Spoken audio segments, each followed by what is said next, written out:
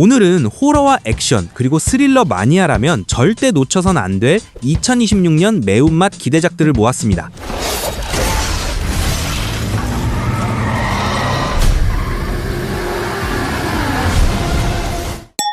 호러 영화 팬들이라면 쌍수를 들고 환영할 만한 역대급 만남이 성사되었습니다. 영화 레디 오어 나투는 전작에서 처절한 생존 게임 끝에 살아남았던 그레이스, 사마라 위빙이 그대로 돌아옵니다.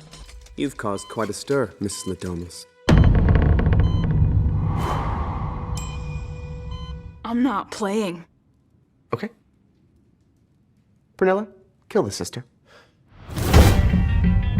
No! God damn it! Don't hurt her!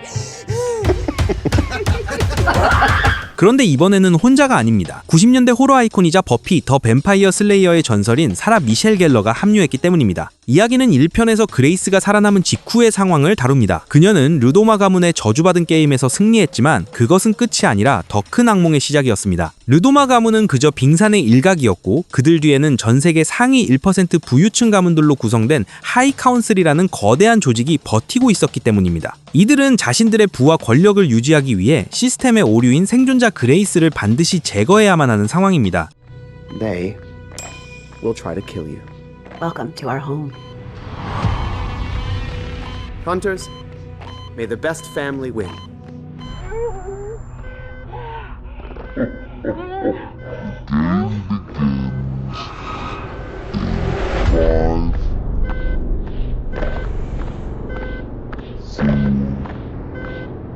이번 작품의 가장 큰 변화는 그레이스의 태도입니다. 전작에서는 영문도 모른 채 도망치기에 급급했다면 이번에는 생존 전문가가 되어 역으로 사냥에 나섭니다. 특히 그녀의 여동생까지 표적이 되자 그들의 본거지로 쳐들어가 게임의 판을 뒤엎기로 결심하죠. 전기톱이나 화염방사기 같은 무기들이 등장하며 전작보다 훨씬 더 통쾌하고 고어한 카타르시스를 선사할 예정입니다.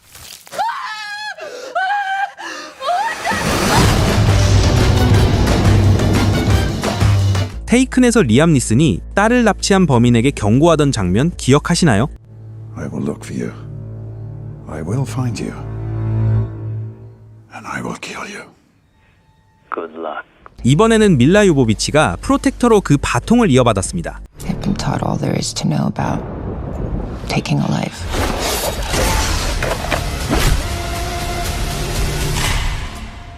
I'm gonna give you one chance. Tell me where she is, and I'll let you live. I'm not in charge. I can help you get to him. I don't need your help. 그리고 그녀가 보여줄 액션은 그동안 보여주었던 좀비 사냥용 판타지 액션이 아닙니다. 람보 라스트 워를 연출한 아드리안 그룬버그 감독이 메가폰을 잡았다는 것만 봐도 알 수 있듯 뼈가 부러지고 살이 터지는 지극히 현실적이고 처절한 전술 액션입니다.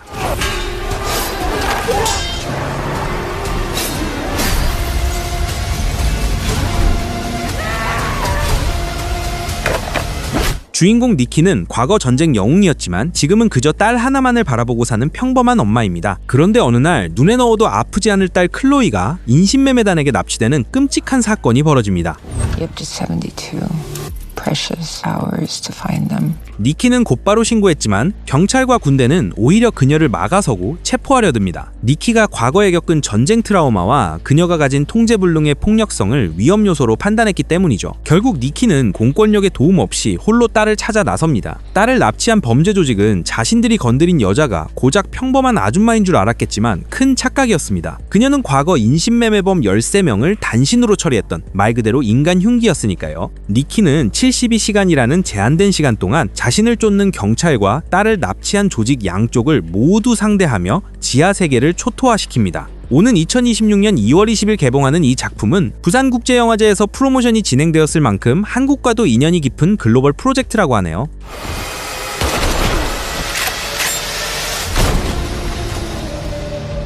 I'm coming for you.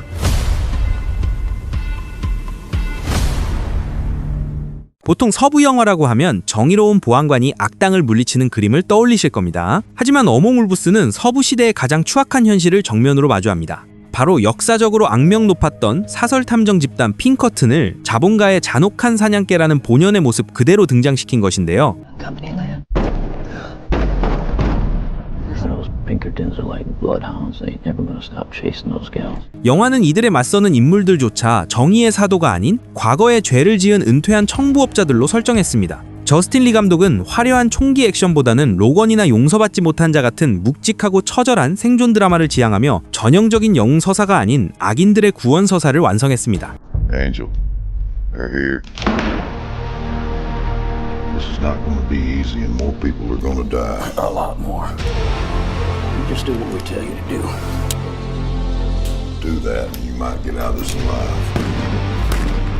사건은 광산 파업 현장에서 벌어진 참혹한 학살로 시작됩니다. 노동자들이 착취에 맞서 봉기하자 고용주 측은 핑커튼 용병들을 고용해 이들을 무자비하게 제거하는데 하필이면 2명의 여성 선교사가 이 지옥 같은 현장을 목격하고 맙니다. 증거인멸을 위해 핑커튼 요원들은 그녀들을 끝까지 추격하고 쫓기던 2사람은 깊은 숲속에서 만난 오두막 사람들에게 도움을 요청하게 되는데요. 문제는 이 오두막의 주인들이 핑커튼보다 더 위험할 수도 있는 전직 킬러들이라는 점입니다.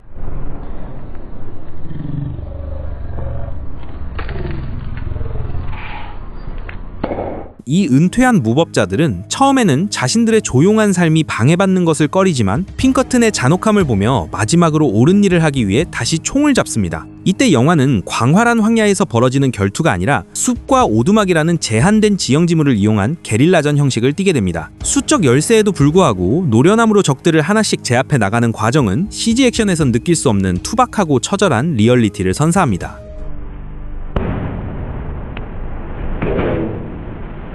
만약 당신에게 남은 시간이 얼마 없다면 살기 위해 악마와 손을 잡을 수 있습니까? 영화 마더 오브 플라이즈는 이 잔혹한 질문에서 시작합니다.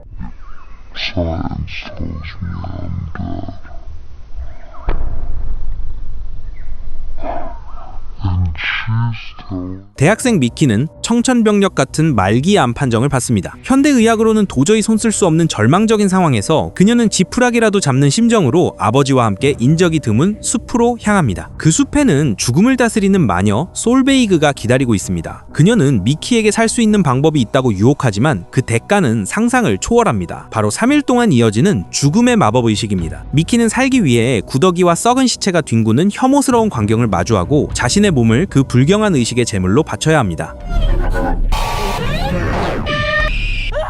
For 3 days, you and I just need to. Your curse is my gift. To woo death, one must love it, lie with it. Floods in. 이 영화의 가장 큰 특징은 바로 제작진입니다. 감독, 작가, 배우가 모두 한 가족이거든요. 아빠 존 아담스, 엄마 토비 포서, 딸 젤다 아담스는 자신들의 집 뒷마당에서 이 기괴한 세계를 창조해냈습니다. 특히 딸 젤다 아담스는 죽음 앞에서 흔들리는 미키의 공포를 실감나게 표현했고, 엄마 토비 포서는 속을 알 수 없는 마녀 솔베이그 역을 맡아 딸을 극한으로 몰아붙입니다. 전작 헬벤더로 이미 인디 호러계의 아이돌로 떠오른 이 가족은 이번 작품을 통해 자신들만의 장르를 확실하게 구축했다는 평가를 받고 있습니다.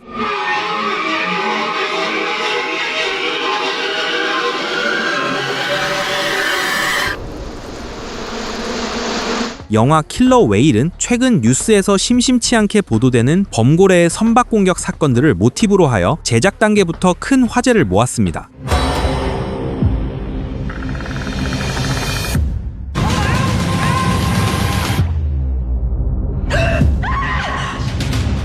바다의 최상위 포식자인 범고래가 인간을 공격한다는 현실적인 공포에 영화적 상상력을 더했는데, 제작진은 이 작품을 범고래 버전의 조스 혹은 물에서 벌어지는 127시간이라고 소개했습니다. 특히 주연을 맡은 버지니아 가드너는 전작 폴 600m에서 고공생존 스릴러를 흥행시킨 장본인이라 이번에는 수중 생존 스릴러로 돌아온 그녀의 선택에 이목이 쏠리고 있습니다.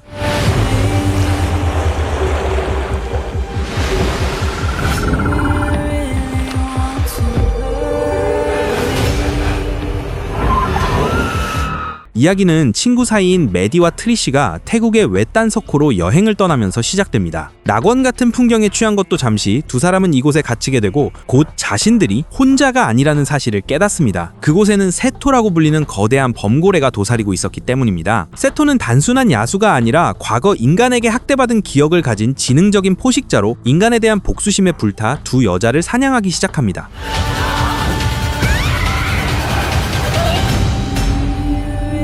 이 영화의 배급사가 소우 시리즈로 유명한 라이온스 게이트라는 점은 이 작품의 수위가 결코 낮지 않음을 시사합니다. 실제로 영화는 강렬한 폭력과 유혈 묘사로 R등급을 받았다고 하죠. Let's get to those rocks and then we'll find a way out.